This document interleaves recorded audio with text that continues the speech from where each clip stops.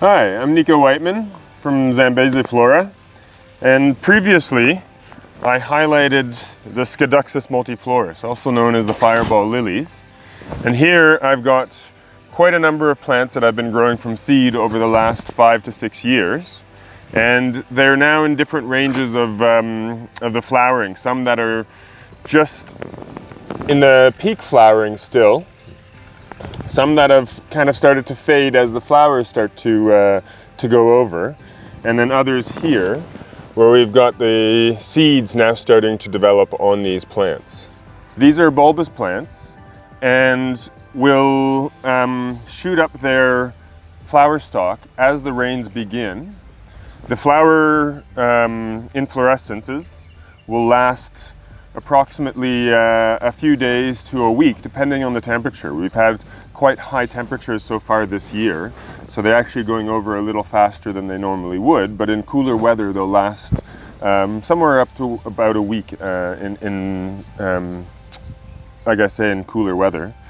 And then following the flowers, the seeds will be produced, and then we will have the leaves starting to come out, as one can see in this specimen here. Having grown them from seed, this gives me the opportunity to be able to look at the genetics of my population and ideally start to select for characteristics that I am kind of looking for. So that might include a very large inflorescence, as in this plant here, slight differences in color. These are all fairly red, but then, excuse me, they do have slight differences in kind of the shades of red. And ideally, if one can find darker reds or lighter reds or even pink or white flowers, that would be fantastic.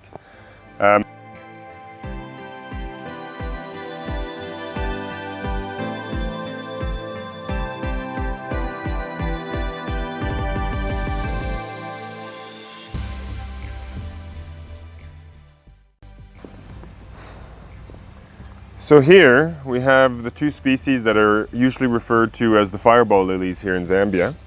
We have Scadoxus multiflorus, subspecies multiflorus, and then we've got Buffonedeschia. These are both in the Amaryllidaceae family. Some of the easiest differences to tell, the Scadoxus never has the bulb exposed. It is properly underground. Whereas in the Buffone, you see that the neck of the bulb is actually exposed and it's covered with the remains of the leaf bases effectively. And what you have sometimes, especially in areas that get constantly burnt, is these will be burnt and blackened, charred effectively after a grass fire. Then we also have the leaves. So in the Buffone, they are linear to strap-like, quite leathery, and they open in one plane, giving a kind of fan appearance. Now, the leaves on the Scadoxus are much broader. These haven't started to expand yet, but they are at least 2 to 3 times as broad as the Buffone, more kind of rounded in shape, and they might exist in one plane, but usually the leaves will diverge so that they actually give more of a kind of rosette feel to the plant, and usually displayed on a bit of a pseudo stem. So the leaf bases together will give the appearance that it actually is growing on a stem, which isn't the case. Then with the flowers, so the individual flowers of the Scadoxus, the segments, the perianth segments, are quite narrow and they keep a open star type of shape, as you can see here. But in the Buffone, those segments, slightly broader, they tend to reflex. So you can see them kind of bending back here, giving actually a very nice little beauty to the flower as it looks as well.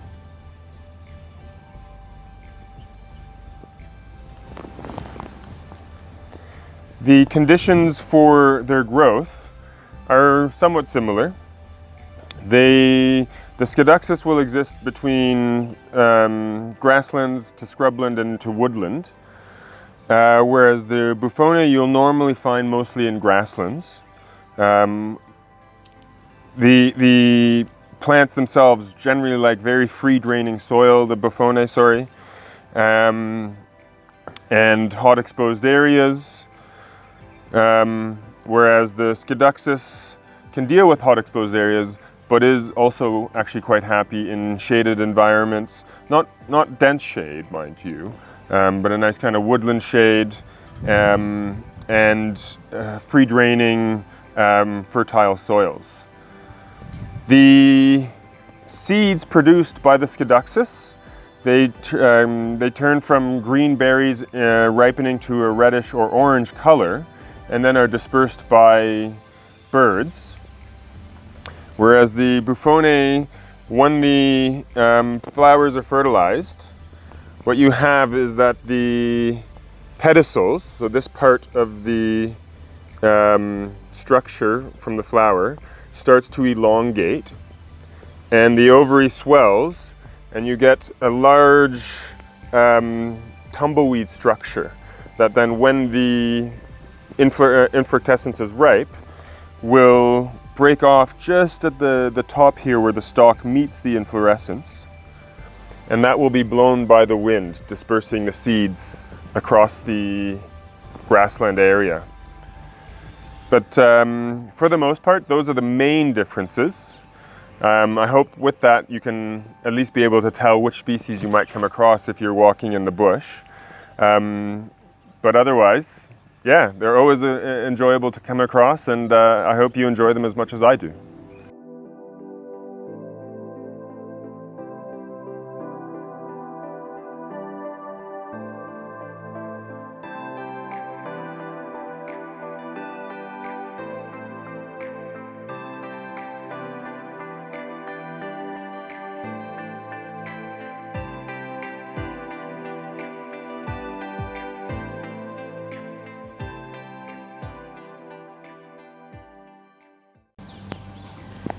So here we've got some of the Scadoxus in the garden.